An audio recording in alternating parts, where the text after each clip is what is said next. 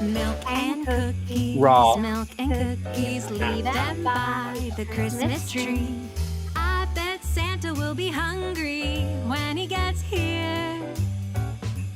He's traveled such a long way to bring presents for Christmas Day. Milk and cookies, Raw. milk and cookies by the Christmas tree for Santa. Milk and cookies, Raw. milk and cookies, leave them by the Christmas tree. Don't forget about the carrots for the reindeer. They've traveled such a long way to bring presents for Christmas Day. Milk and cookies by the Christmas tree for Santa. Before we go to bed, before we go to sleep, we leave milk and cookies by the tree. Before we go to bed, before we go to sleep, we leave milk and cookies by the tree. Before we go to bed, before we go to sleep, we leave milk and cookies by the tree. Before we go to bed, before we go to sleep, we leave milk and cookies by the tree. Milk and cookies, leave them by the Christmas tree. I bet Santa will be hungry when he gets here. He's traveled such a long way to bring presents for Christmas Day. Milk and cookies by the Christmas tree. Milk and cookies, leave them by the Christmas tree. Don't forget about the carrots for the reindeer. Forget about the Karen. They've traveled such a long way to bring presents for Christmas Day. Milk and cookies by the Christmas tree. Oh, yeah. For Santa. Woo, yeah. Before we go to bed, before we go to sleep, we leave milk and cookies by the tree. Before we go to bed, before we go to sleep, we leave milk and cookies by the tree. Before we go to bed, before we go to sleep, we leave milk and cookies by the tree. Before we go to bed, before we go to sleep, we leave milk and cookies by the tree. Wow, folks, what was that? Hey, welcome into the Farm to Table Direct show. And as you heard, milk and cookies. And you might be asking yourself, what does that have to do with tonight's show? With tonight's show and the Rogue Food Conference. So you're going to have to wait kind of toward the middle and maybe even toward the end to find out exactly what it means. Just hang tight and promise we will explain. Well, and it puts us in the Christmas spirit. Oh, right. I mean, it's getting a little early start, but hey, that's all right. Never too early to be in the Christmas spirit, I guess. Yeah. So I just understood that after Thanksgiving, we're actually having I call it Dirty Santa. Yeah, white elephant. The white elephant thing on the very next day. And my wife didn't really understand that was when all of that's going to happen. So as soon as she found out, boom, I mean, it's seriously in one day, I've got 3 Christmas trees up.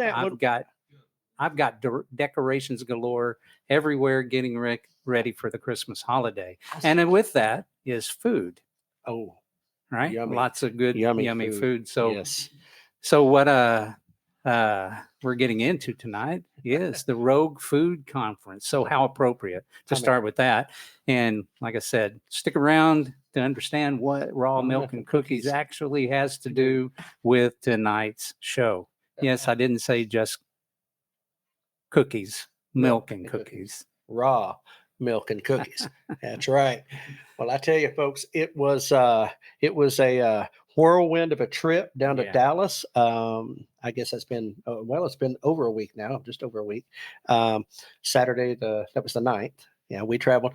I left my house at right about 4 a.m. and swung over here. We jumped in the vehicle and headed to Dallas, and then I got back in my house at midnight. So Yeah, it was. But let me tell you this: it was well worth it. Oh, absolutely. Worth it. I was just kind of blown away by all the information that we learned, and just even understanding what is the Rogue Food Conference to begin with. Well, right. And I think that's, kind of, I guess we ought to set that up. What Rogue Food Yeah. Conference is. I mean, that's something that Joel Salatin, along with John Moody, have put together. They hosted it at different places at different times. But really what it is set up is to inform and equip Well, individuals, farmers, producers, business owners, restaurant owners, Yeah. farm hub people, pretty much anybody, and including, I mean, every aspect of what we do in homesteading, what we do in farming, and the whole community, but to equip them with understanding of government regulation, of over-regulation, Right. how to work within that. And there's so much, I mean, so much in that short amount of time we were there. We were just there for one day, and it was 2 full days of actual conference. Mhm. And we were there for one day of it, and it was an overwhelming amount of information. And in fact, I don't know if y'all can see that, but it's more than we could possibly really break down honestly and cover honestly in a 45-minute to an Right. hour. We were actually struggling almost till the last minute before we pushed right.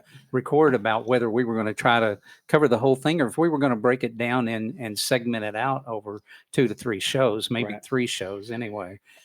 And And last minute, we kind of made that decision that we are going to break this down. And I guess with that being said, Hey.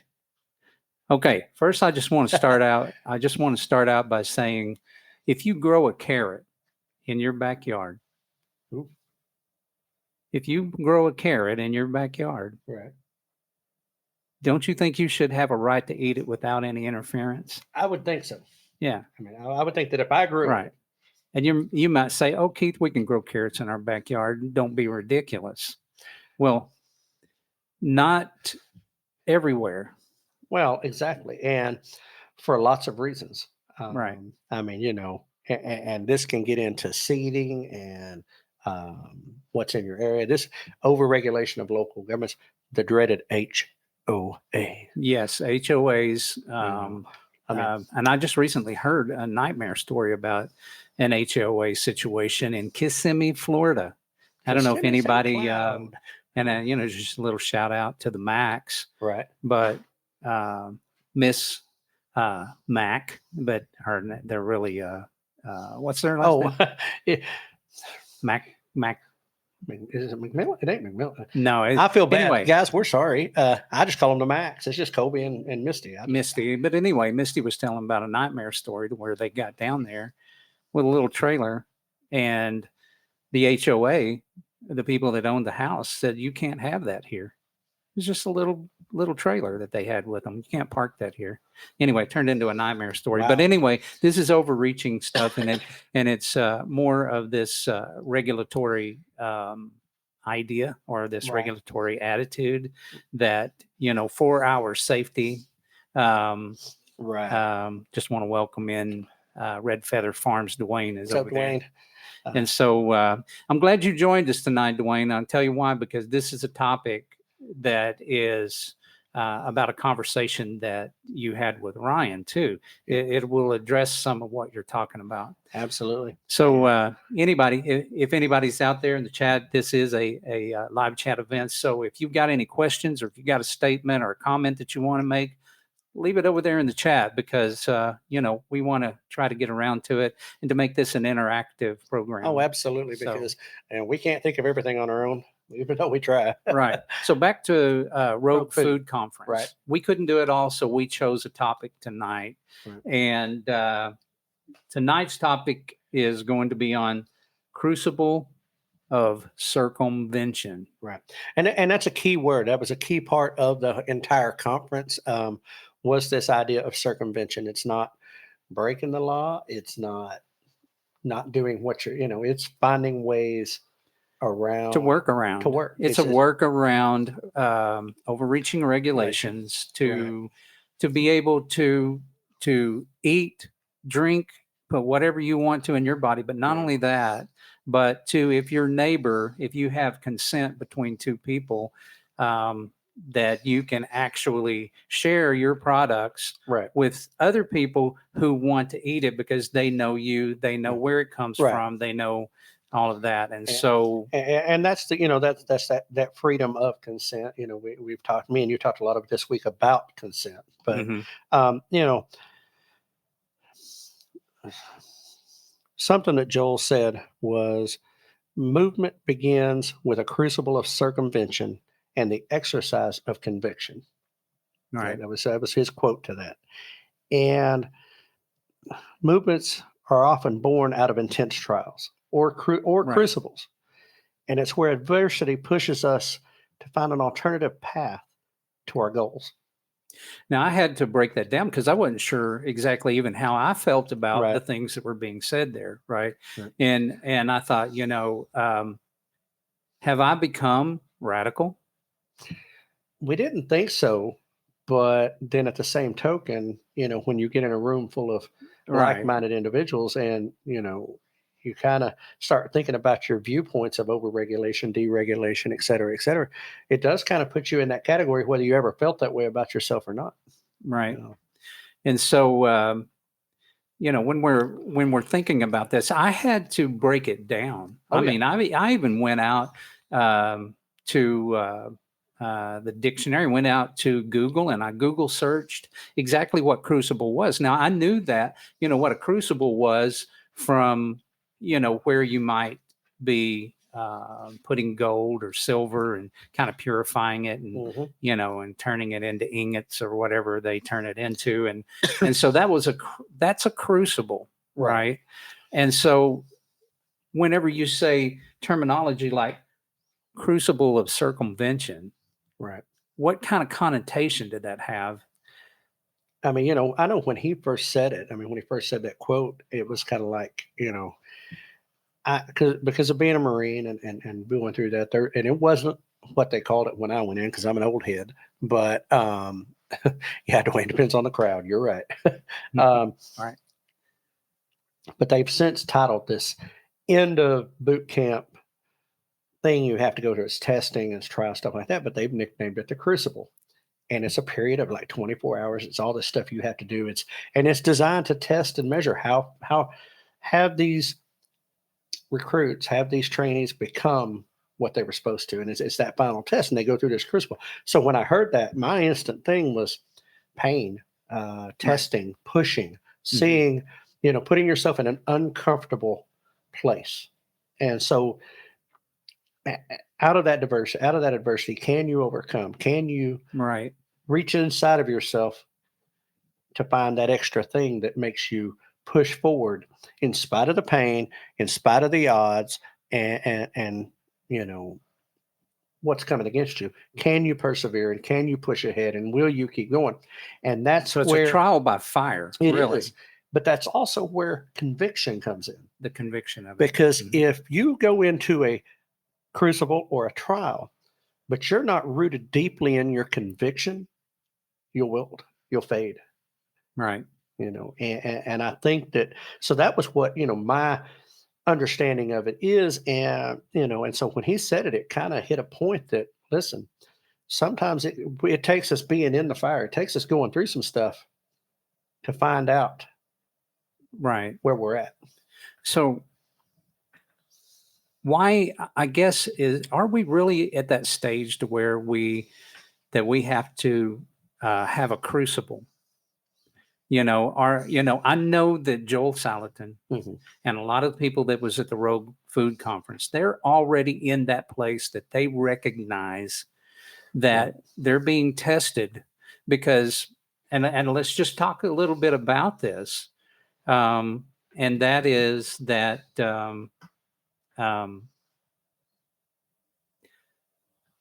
when you look at what's going on around the world and overreaching government regulation, I got to wake up Dakota over there. I know. Are you right? awake over there, Mr. brother? P, are you awake? Are you sure? There we go. Just Yeah. making sure. Yeah, I want. No. So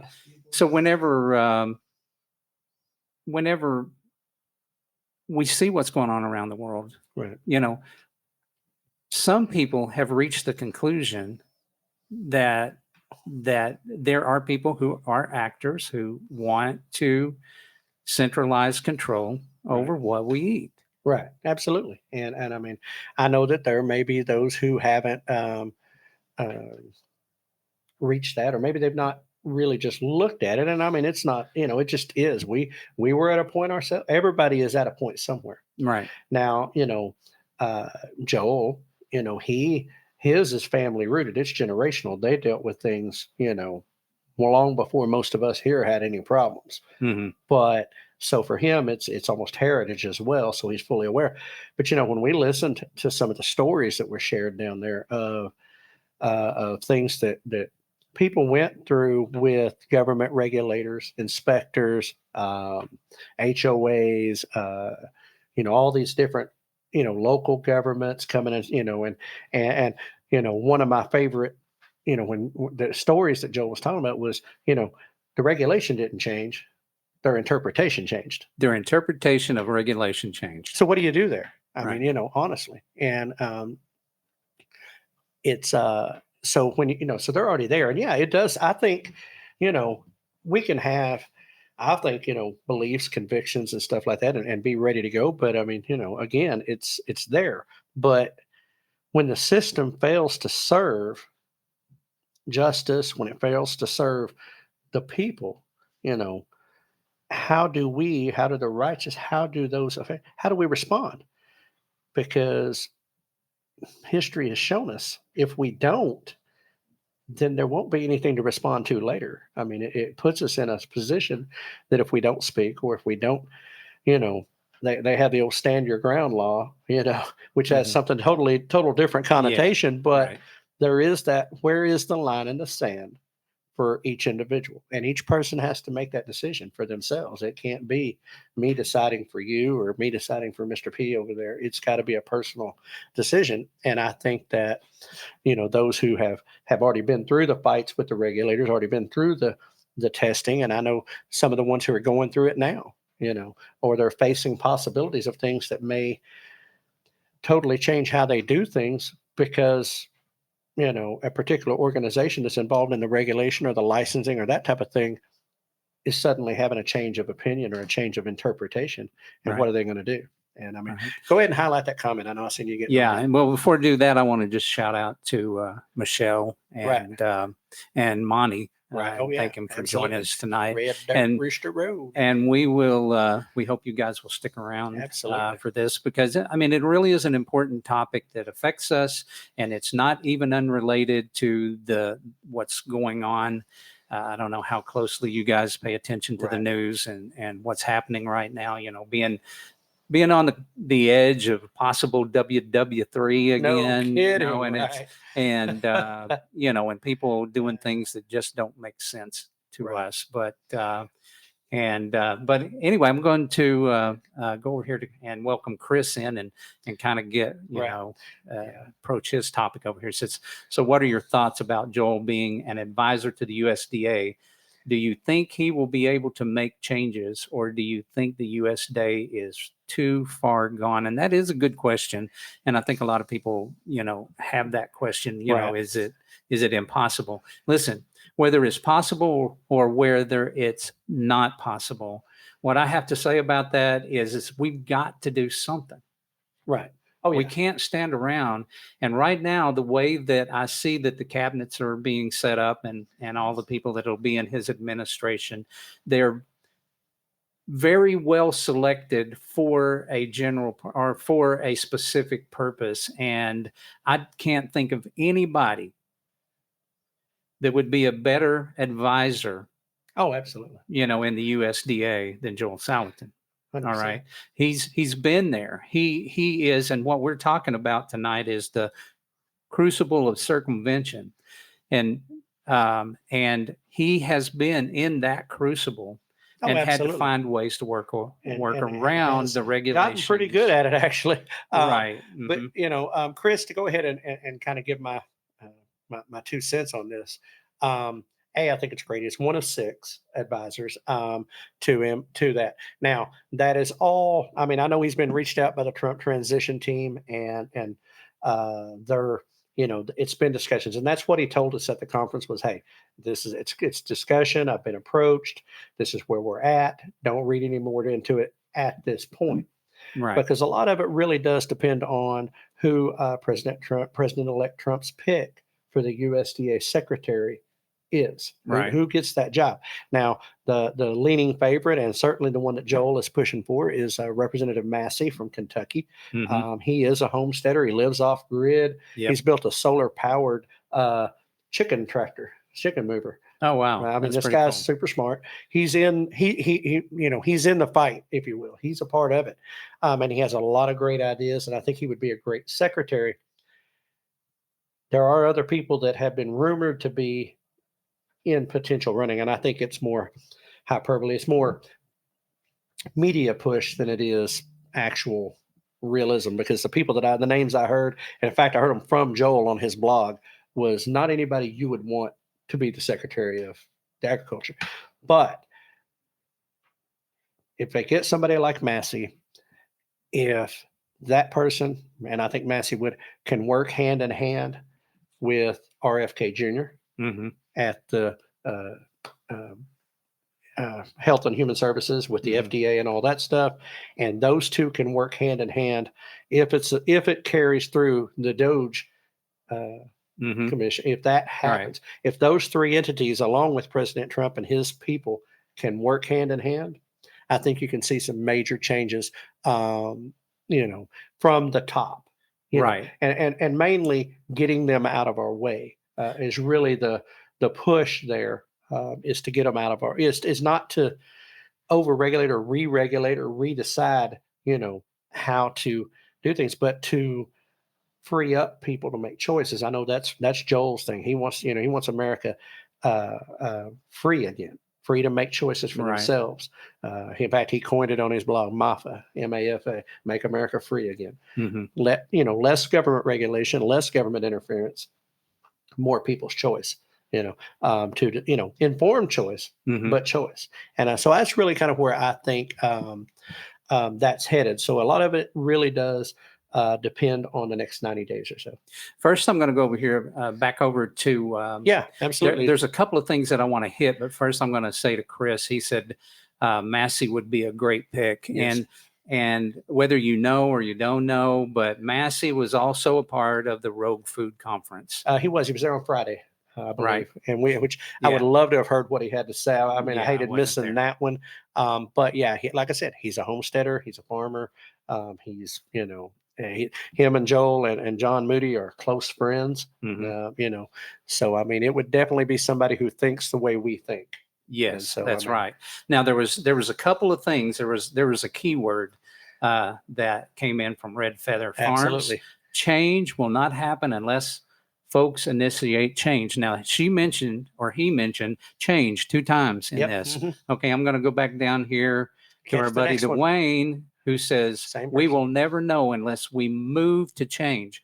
Now, the reason that's so important is because it's important to the title of what we're doing today. Absolutely. It's talking about the Crucible of Circumvention. And more specifically, we have to be willing to change. Oh, absolutely. We've got to be determined to change. Right. Now, you guys, I feel like I'm preaching to the choir because I know you guys, but we got a good win. Oh, yeah. And we got a mandate. Yeah. But the battle's not over. Oh, no. We won a battle, not a war. And that's it. It's, John Moody said this: we haven't won, but we can. That's right. And he was, about the picks, about the cabinet, the next 90 days of confirmation, what the first 100 days of Trump's new administration, what that looks like. So much of that, but it did really come down to us. I mean, as great as it is, if we can get the big overreach out of the way from the federal, but real change happens in communities, in counties, in states. That's where the most impact that an individual can have is in their own neighborhood, in the local, in their own area, putting, county over country, in that sense. That's it. And that was a quote from there. And, Right. And John Moody, and I'm kind of skipping ahead.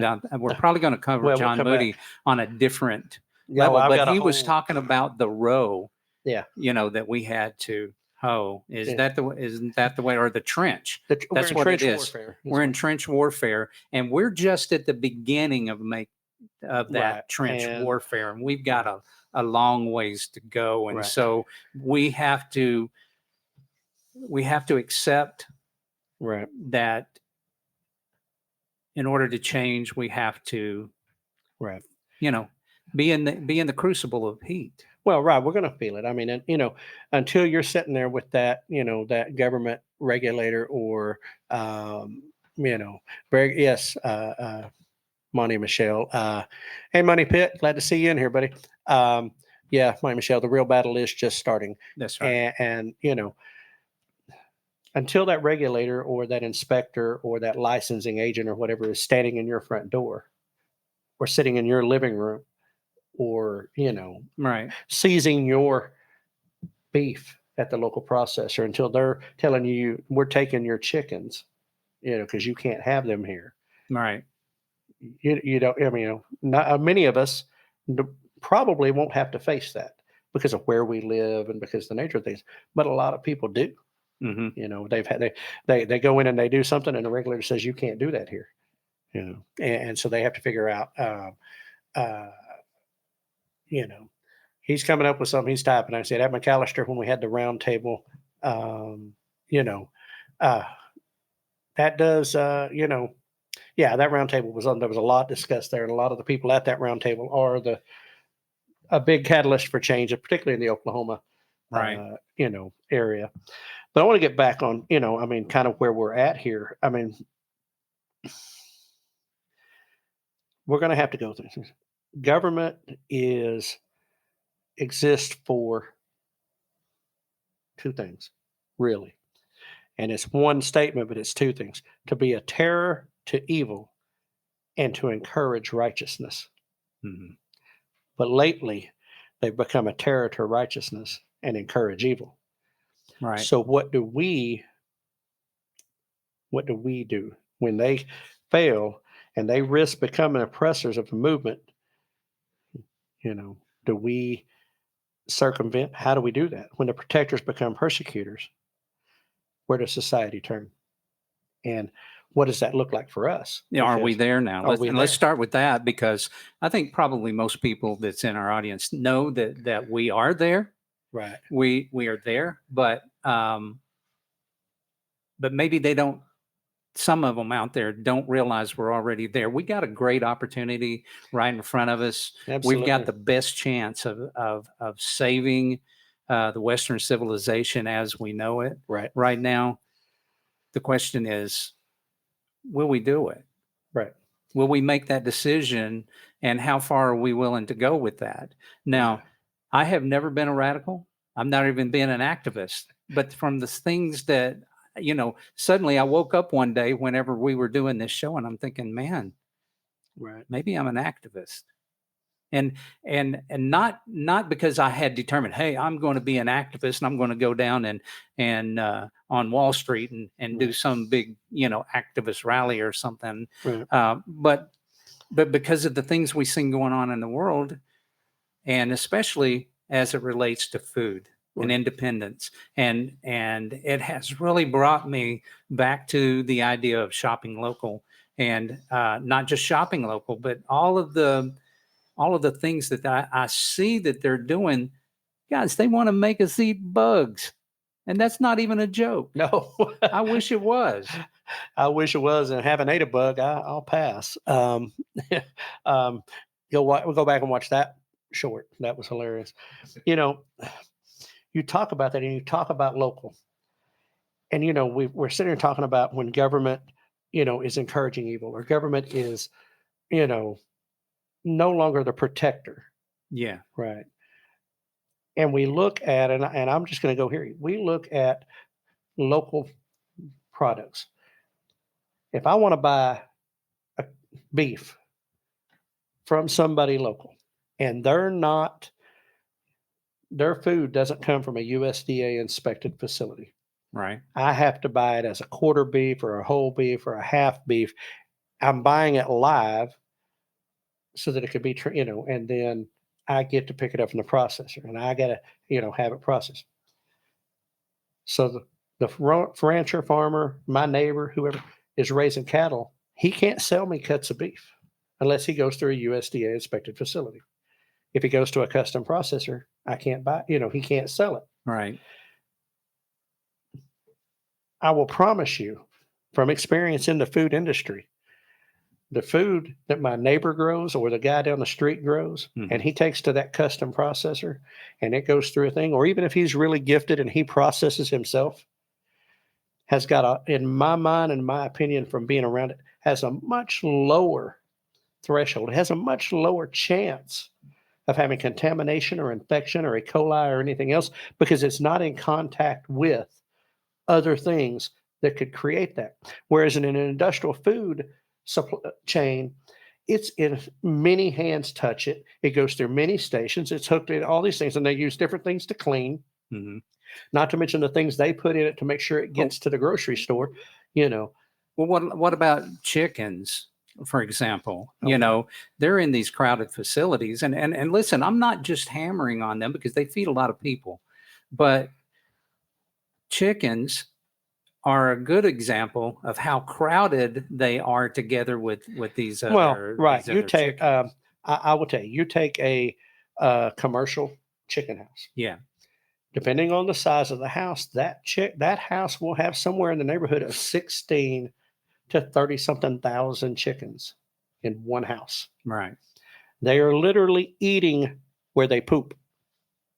They're sitting and they're drinking and they're eating where they poop. They're in a closed environment, no outside. The air is fanned, circulated, and it is what it is, but it's a petri dish waiting to happen. If you sat in a litter box Right. and ate dinner, you're probably going to get sick. Right. I mean, and then that's there. And then when it comes to a facility that's processing 100, 200, 300,000 birds a day. How many hands, how many stations, how many things is that going through? How much can the USDA really? Right. How much can they really control? Right. And you said something a little bit earlier in our earlier conversation about it takes so many cases of something before they will actually address it. Right. Right. Yeah. The E. coli outbreak that recently affected McDonald's. Okay. How many people had to be affected? And in fact, people died before recall happened, before all these things happened. Excuse me. Where if a local producer, a local rancher, a local and a local processor, they have a beef processed or a chicken for whatever, or a pig or whatever it is, and they get that back and they sell that to somebody and that person gets sick, they're calling that guy and he's calling that guy and they're going to figure it out, and change happens then, not later. Right. And so some people might say, well, less USDA regulation means that a supplier out there, a producer of whatever product that they have, that they wouldn't be responsible with it. Okay. That's an argument that they say, we're here to protect people. Well, how much protection do we have from these larger companies? And by the way, if you're a person that says, man, I don't trust the local guy, I just don't trust that system, I'm more let the FDA and USDA, handle all of that. I feel safer when they're involved in it. Hey, I don't want to stand between you and your choice of where you eat. The problem is that between me and somebody I want to buy from, they're stopping me from making that choice as a consumer. Right. If I want to buy, let's say I want to buy something from Dwayne. Right. I am consenting to that. Right. So it's between two consenting people about what they want to put in their body. I trust Dwayne more than I don't even know anybody in those big processes, Well, and here's the funny thing, right? that USDA inspector Hmm. has probably never, some of them have never raised an animal. They've never worked on a farm. They have no idea. They're Trained following a bureaucrats. list. They're following a list of regulations. Yeah. They're following a list of rules. Hmm. And I will tell you, I've watched USDA let a plant run all week and then turn around and shut it down on one day because something wasn't the way they wanted it, but it had been that way all week. Wow. Just a different inspector, just a different person working. Yeah. But and red dirt restored. You're right about the dead carcasses, but and Chris as well on the cramped spaces and that type of thing that go on. I mean, these are just the conditions of commercial food, Right. and I mean, as somebody who works around it every day, I see it, Right. and so I get it, and. Folks, read through the chat. There's definitely a lot of comments going back and forth that are really good. I will apologize for that little coughing fit. I am still fighting some allergy, sinus drainage, and Might want to shout out to Dwayne. I am because I'm right about this time. I would have been at home getting my hot nasty going on with some tincture. Somehow that didn't sound like I that thought didn't it sound should. right. That's not the farm to do. Well, no, Dwayne, Red Feather Farms tincture, hot and nasty. I will tell you, the name is appropriate, but it does work. And as well as along with the Firesider, which I know Keith is a huge fan of. Dude, Mhm. Yeah, I do. We are a PG channel. All right, stop it over there. Family friendly. Second No, PG. I didn't get some of that when myself, so. but anyway, I can't take it, or I won't. I don't know about can't, won't. I won't take it in the mornings because I do drive for a living, and so putting something with a percentage of alcohol in it might put me in trouble. I don't know, so I wasn't taking a chance. So I didn't take it this morning. Took it last night, and I will take it when I get home. But in the meantime, it's cough drops and sweet tea. So. On a side note, I need to tell Dwayne I need some of that myself. So What's that? I need some of that hot nasty myself. It works. Hey, I love this point right here. Okay, go Mike ahead. Kent made. He said, "I'm surprised you can bring a dish to a social function that'll feed anybody." Right. At a and social hands function. touch and everything else. Right. Yeah, but you can't buy meat from your neighbors. I mean, that really is it. Guys, that really is it. In a nutshell, it makes no sense. I should be able to buy something from somebody I know and trust, Yeah, absolutely. and we can have that relationship, and we can have that Mhm. exchange, and that's what it's going to take at the grassroots movement. Is people doing that, not breaking the law, just figuring out creative ways around it. I'll share the creative story since we're talking about beef and we're talking about this and we're talking about a lot of what Joel had to say at the conference. He sells beef. He raises beef. He raises cows. They sell beef along with chickens and everything. But okay, they were selling halves, quarters, wholes, whatever. People would buy them. They would transport them to the processor. And then Mhm. people pick them up. Standard operating procedure that's going on in a lot of places forever, or at least since since the regulators got involved. Anyway, well, they get a phone call from the processor that there's crime scene tape around their beefs, and they can't process them. Well, the inspector shows up at his door. Anyway, he gets hold of his lawyer. Anyway, they get all this stuff. They sit down to have a meeting, and they're like, "Listen. This is what we've always done. We sell this, they're buying a live animal. I'm just taking it there, blah, blah, blah. I'm not, we're not breaking the rules with this."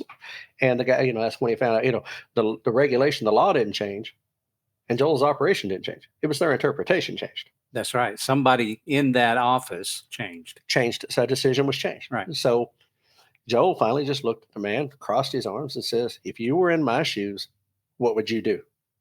And he went stone cold silent and made him give him an answer. He said it took over 3 minutes before he got an answer.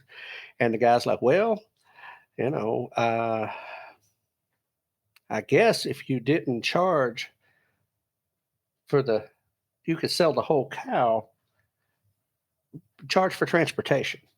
Right. It was like, you don't, you're not selling it this way. You're just paying for transportation. Right. He said, thought about it. He said, "All right, I can do that." So that's what they started doing. Now, the funny thing is, Yeah. this was what he was laughing, was in their state, products are taxed, but services are not. Right. Okay. So the transportation of that cow Right. to the processor is a service, Right. not a product. So they're not selling product, they're providing a service. He said, so I started selling the cows for $1 for a whole, 50 cents for a half. He said, but that transportation cost is going to get you. Yeah. And absolutely no taxes. No. Oh, and that's well, very little very taxes. little. He said they at went all. from cost of buying a whole cow is pretty expensive. I mean, those of you who've done it, Right. He said I was paying tax on this. Now I'm paying pennies in taxes. Right. And so I'm going to bring us back full circle. Circumvention. So this is what it meant. Crucible of circumvention. In other words, you got to be willing to, take the heat in the crucible, Right. and be willing to be bold enough to do these things, which he's had many stories about how he has faced Right. regulators.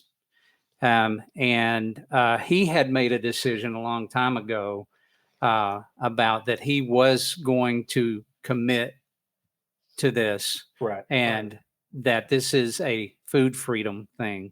Oh, Right. absolutely. And that's why they called him, let's see, what was the part of what they called him, that they were the bad boys of food? Oh yeah, bad boys of food. Yeah. And so this is where the rogue part of Rogue Food Conference comes in. Right. And so in order to have those rights, we have to come up with not creative ways to break laws. We're not interested in breaking Work laws. within it. But working around it, doing workarounds so that we can legally sell to one another. Right. But what would be better?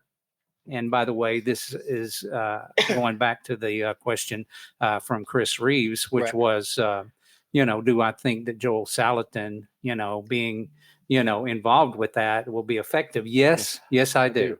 Well, because he's smart man, he's an educated man, and he's got a lot of years of doing this. That's right. He brings a lot of experience. Yeah. And,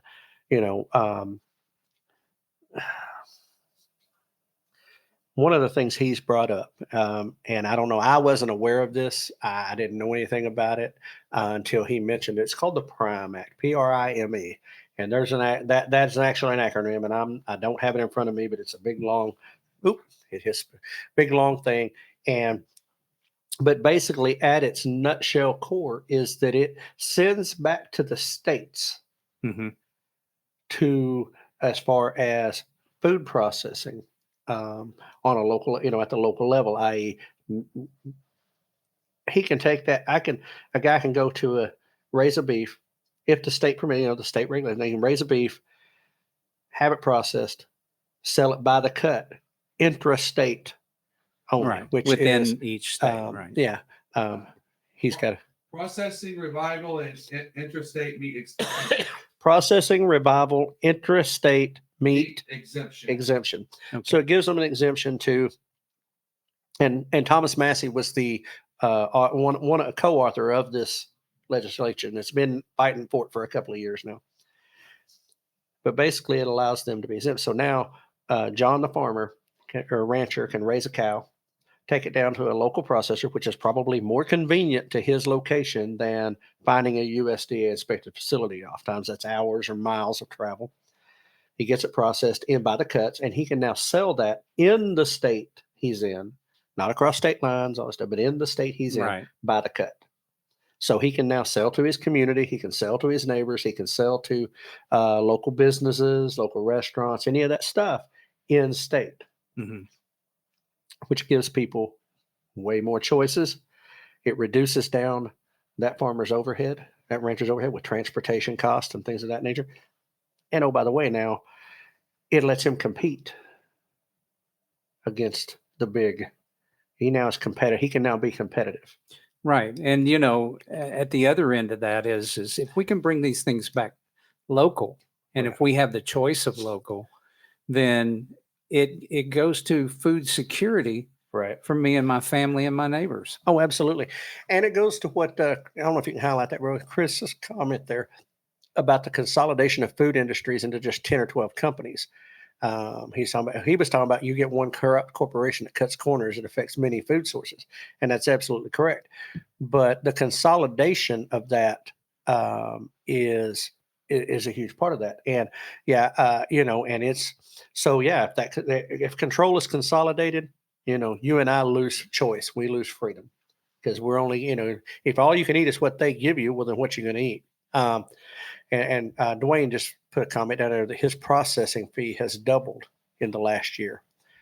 I mean, Right. And I'd like to know why you think that is. If you can type that over in the comments, I'd like to know why you think it has doubled. It's doubled. Is it a demand thing, or is it a cost thing, or just inflation overall? I'm not sure. But anyway, yeah, just leave that over there, Dwayne, and we'll talk about that a little bit. But I mean, man, there's so many good comments up there, but I mean, it really is about food freedom. And that's what the conference was about. And, um, I mentioned having conviction as those being a driving force.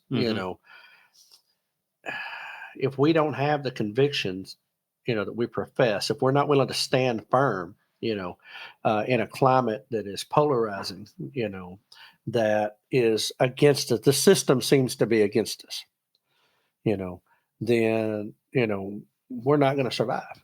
And some of the comments up there was about the neighbors helping each other, about time that we have to be the change, stand together. Yeah. And all of those things are very, very true, because that's where it happens.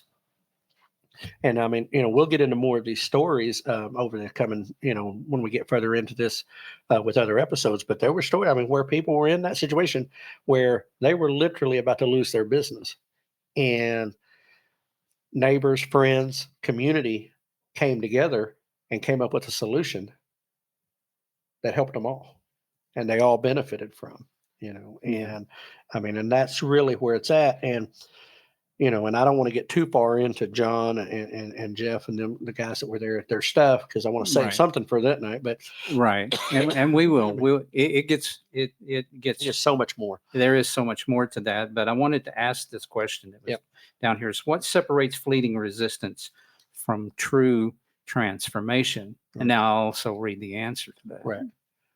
And that is, it's the unwavering conviction to preserve even against, or I would say in spite of, insurmountable odds. Absolutely. I mean, it's that without conviction, right, and that determination. And I mean, we've hey, Money Pit, yep, you got to understand. And we will see you later. And have a great evening, bud. Go get you some rest. And hopefully you can join us next week, because we're going to be talking about a different kind of food, and that's the food we put in our minds. Absolutely. We'll get to that in a little bit. But, absolutely. But I hope you guys can come back for that part. Anyway, and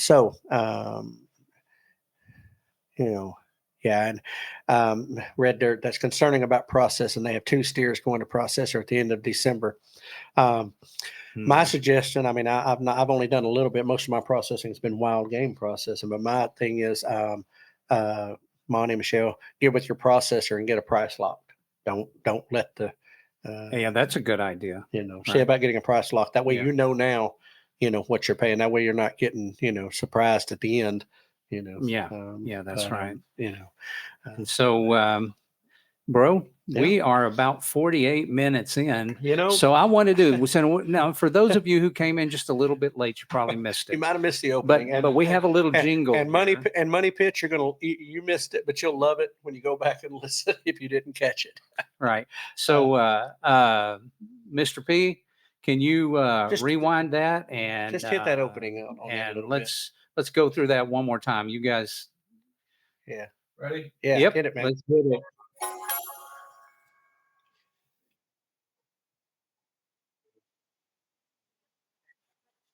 Raw.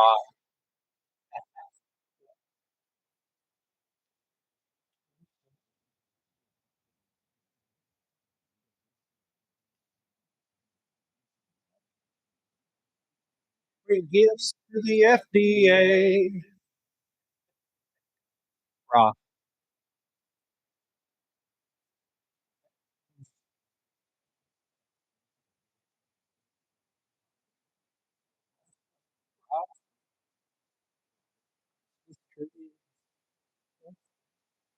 errands.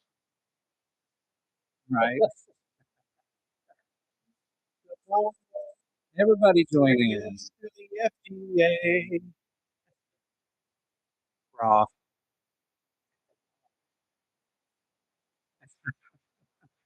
Okay. Let's cut that. Uh, well, anyway, now you see how we started the show. If you were here in the In beginning, case you weren't here, and what did that song have to do with this Right. final little story? What did it have to do with the Rogue Food Conference? Well, Oh, no.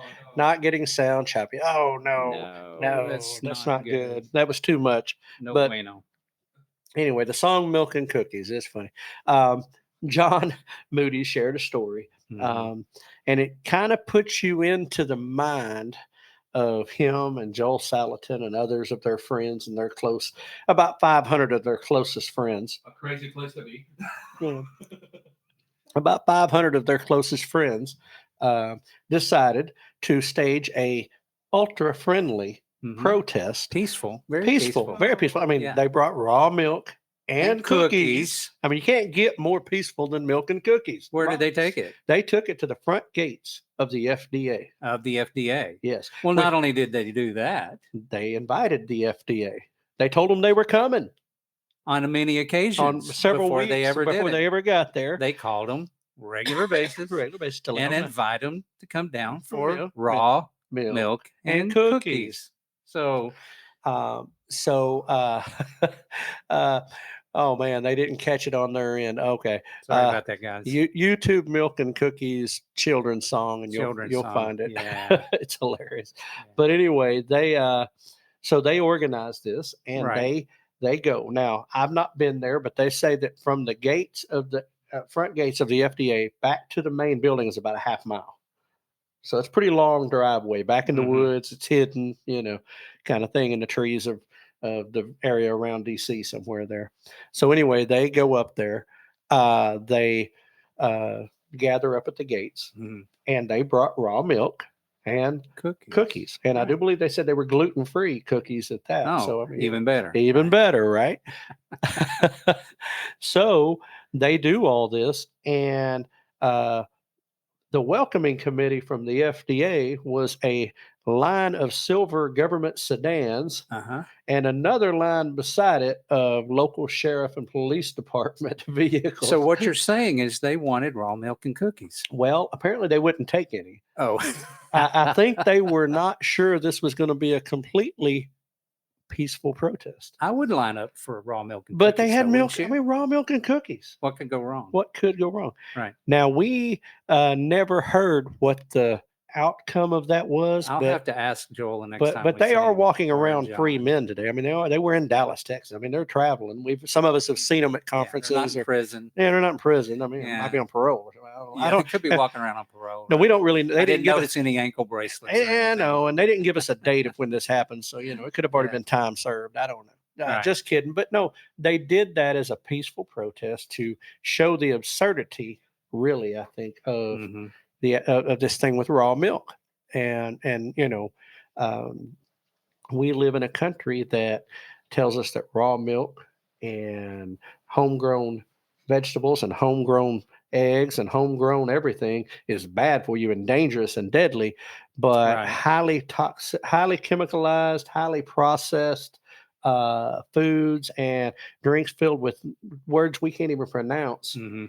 are somehow healthy for us. Right. And so that was the whole, that was the whole thing. There was that standing up to that and showing the absurdity of that. Well, we've survived, all the way up until the Industrial Revolution, Right. Well, and all of these things, including the food pyramid, that's not ancient, no. and it's not right. Oh, by the way, the food pyramid, 1979.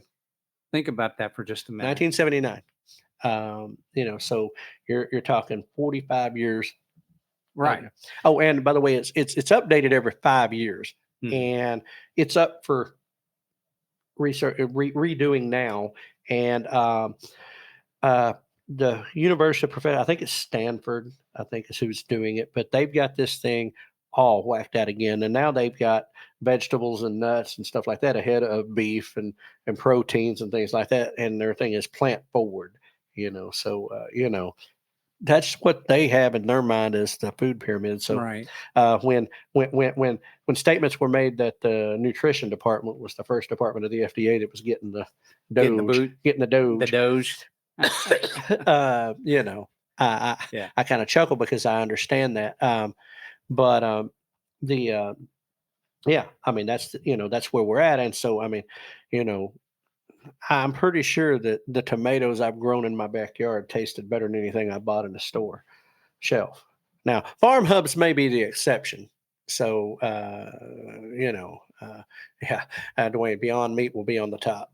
Yeah, not if we have anything to do with it. Not if we can help it. Yeah.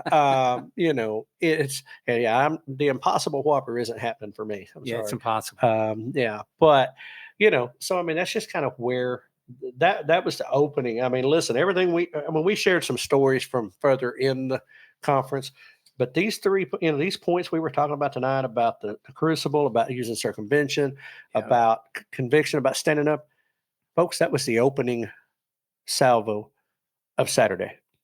Yeah. We haven't even dug in really to the rest of everything we had that Saturday. It was an intense amount of information and delivered in great ways. I took several pages of notes, and so I mean, there's nothing that we can say that'll replace being there. I'll promise. Right. But I mean, if you ever get a chance to go sit down at one of those. I think their next one is going to be in Florida. That's what I seen was in Yeah. Florida, coming up in 25, I think the spring. Right. But anyway, go to Road Food Conference. I mean, go ahead and Google it. Go to Road Food Conference. You can find out information about them, where they're going to be. You can sign up, become a member, all that stuff. And let's see. He said, I've been running scientific. Now, is that scientific research there, Dwayne, or is that I believe that's what what he's talking I mean, about.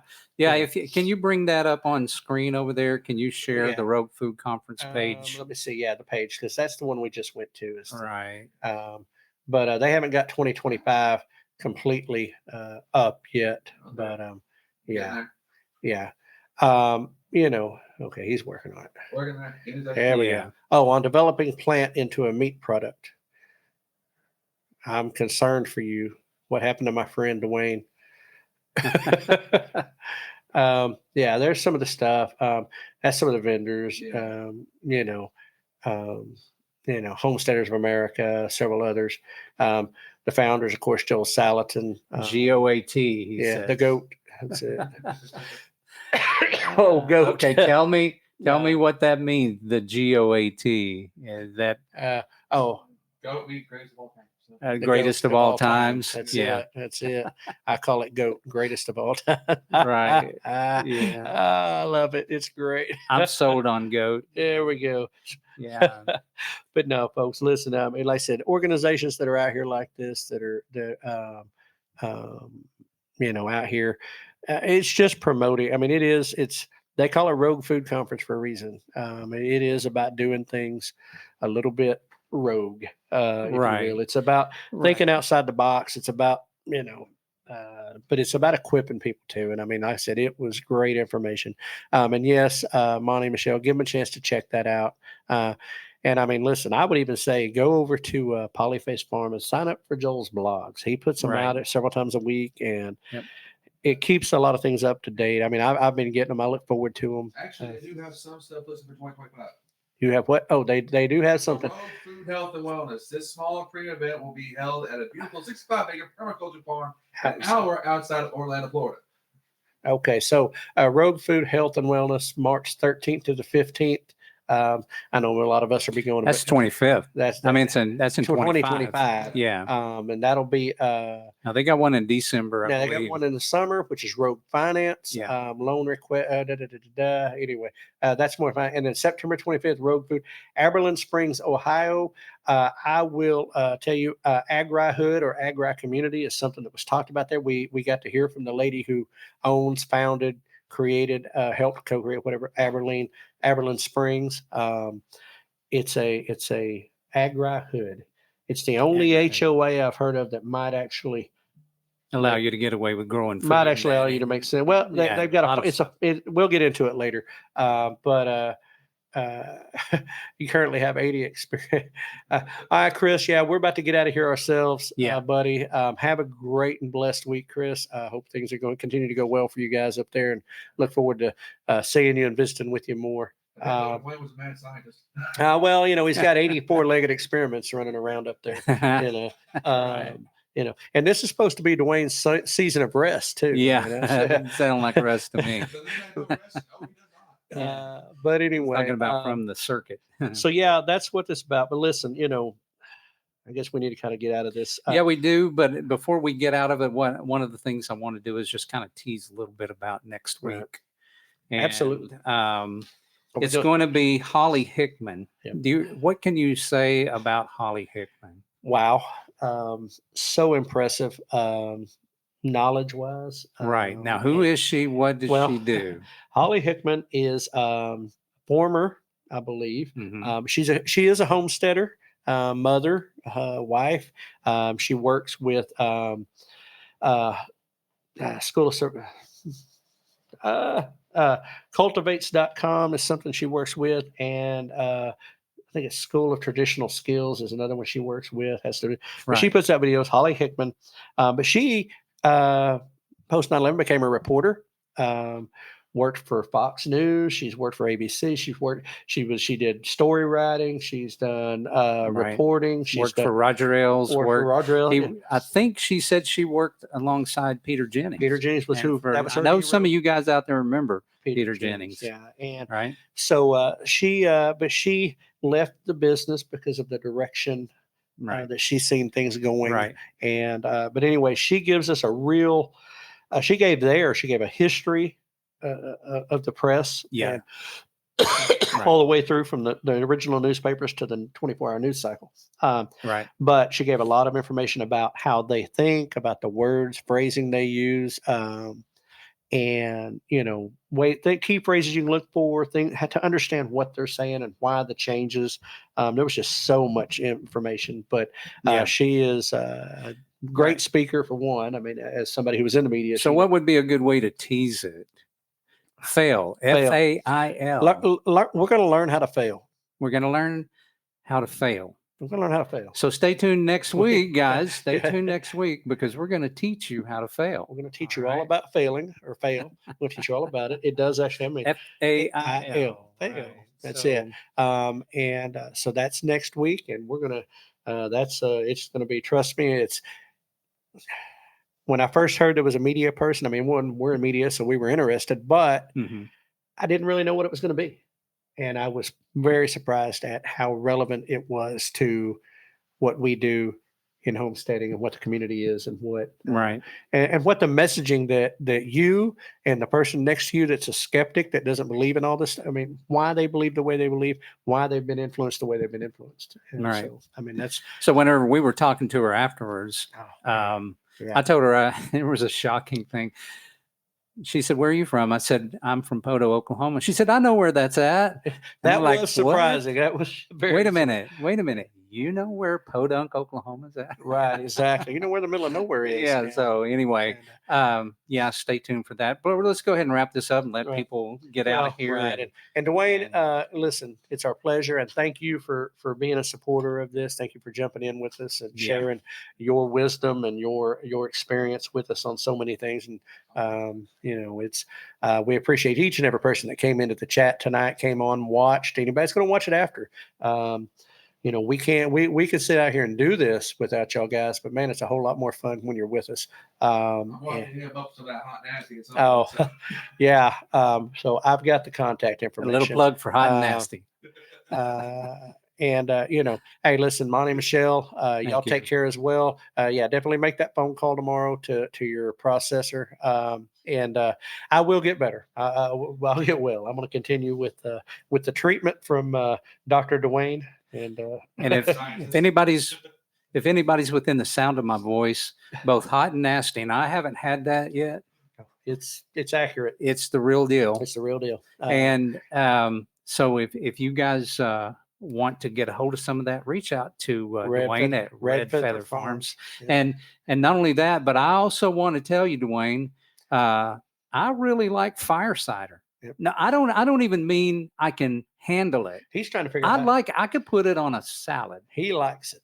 That's how much I like it. I tolerate it. I'm not gonna lie to you. It's a tolerance. You're not a vinegar guy. I'm not a vinegar guy. But man, I loved it. but And now- I'm looking forward to, every morning. But now- I'm not but now hating that- the thought I that- got to do it either. that 40% grain alcohol now we're having my conversation. But See, I got to try that next. and the cayenne that goes with it. Right Well, on. Yeah. But, So let's anyway, get out of here, man. Yeah, let's do it. Folks, America's at a crossroads. And we really got to decide what we're going to do. Are we going to pass the test or are we going to be consumed by fire? And it's up to each and every one of us to be involved, to be active, get informed, make educated decisions, and the worst thing you can do is nothing. And so get active and get involved. And we'll talk more about that as well. Well, if you haven't already, or as you're watching, hit the like. Hit the share, hit subscribe, hit follow, and all those great and wonderful things. That helps us get the word out to more and more people. It helps us reach out, and it helps us kick the algorithm's tail end a little bit. Yeah. But anyway, man,